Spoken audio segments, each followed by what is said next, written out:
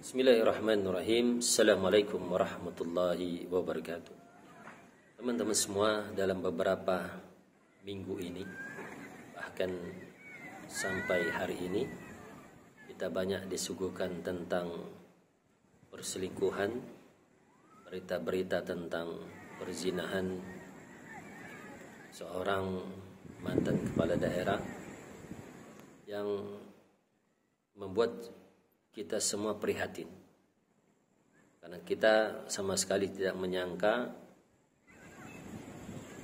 sampai terjadi hal yang di luar dugaan kita. Tetapi bagi kita sebagai manusia biasa, mahfum bahwa setan-setan itu berkeliaran di antara kita. Semakin tinggi jabatan seseorang, status sosial seseorang, maka yang mendampingi orang tersebut adalah iblis-iblis, wakil-wakil iblis yang mempunyai derajat tinggi untuk mempengaruhi sikap dan sifat manusia. Dan sampai hari ini kita masih disuguhkan tentang perzinahan seperti ini. Dan dalam hukum Islam, maka ada dua kemungkinan.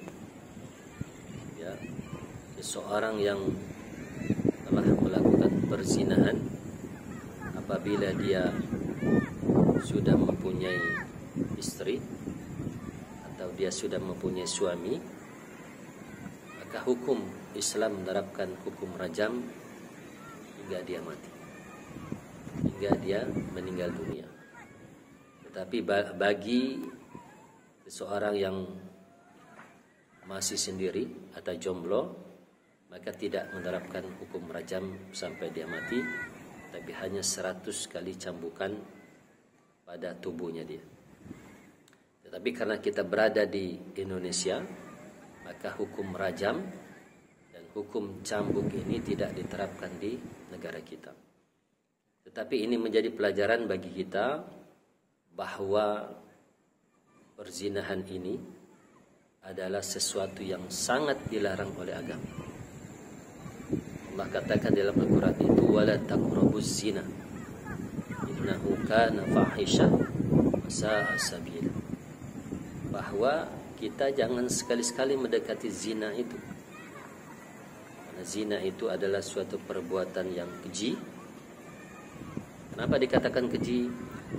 Karena dampak dosanya, kalau menurut ulama, bisa berdampak 40 tahun kemudian. Dan kita lihat hari ini, kenapa kejihnya zina itu hanya dalam beberapa tahun saja, 2-3 tahun, maka dampak perzinahan yang dilakukan oleh seorang tokoh nasional, tokoh masyarakat Jawa Barat, Allah tampakkan sa'a sabila, dan itu adalah jalan yang buruk, kata Allah SWT. Maka teman-teman semua, mari kita hindarkan